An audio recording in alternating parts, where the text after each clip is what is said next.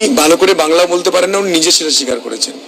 উনি তোতলান সেটা নিজে স্বীকার করেছেন। আমি আজকে তৃণমূলের প্রার্থী, মাধ্যমিক পাস, কিন্তু সে এত বড় জায়গায় এসছে। তো আরে পড়াশোনা নিয়ে কি কাউকে বিচার করা যায়? তাহলে ভোটে জিতেই কি মেজাজ হারালেন হিরণ চট্টোপাধ্যায়? বন্ধু দেবকে কেন বললেন তোতলা আর অশিক্ষিত? টলিউডের দুই সুপারস্টার লড়াই এবার কোন মোড় নিল? ভিডিওটি শেষ পর্যন্ত দেখুন। 2026 সালে বিধানসভা নির্বাচনে শ্যামপুর থেকে জয় হওয়ার পর আবারও খবরের শিরোনামে বিজেপি বিধায়ক হিরণ চট্টোপাধ্যায়।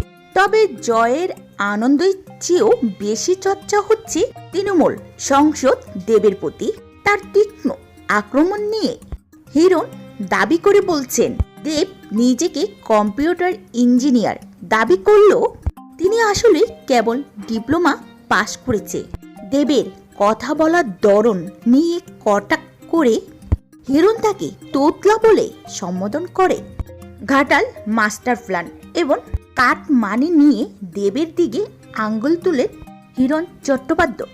হিরণ বলেন, এ ধরনের মানুষের হাতে ঘাটাল উন্নয়ন কখনো সম্ভব নয়। নির্বাচনে বিপুল ভোটে জয়ী হয়ে হিরণ বলেন, ঘাটালে দেবের দিন শেষ, মানুষ আর ওর গ্রামারে বলবে না।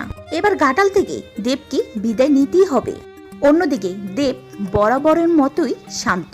তিনি হিরণকে বন্ধু সম্বোধন করে জানিয়েছেন, কাদা ছোড়াছুড়ি রাজনীতিতে তিনি নেই। তবে এক সময় তার দুই সহকর্মী আজ রাজনীতির ময়দানে একে অপরের চরম বিরোধী। আপনার কি মনে হয় হিরণের এই ব্যক্তিগত আক্রমণ কি রাজনীতির সৌজন্যতা বজায় রেখেছে? অবশ্যই আপনার মতামতটি কমেন্ট করে জানিয়ে দিন।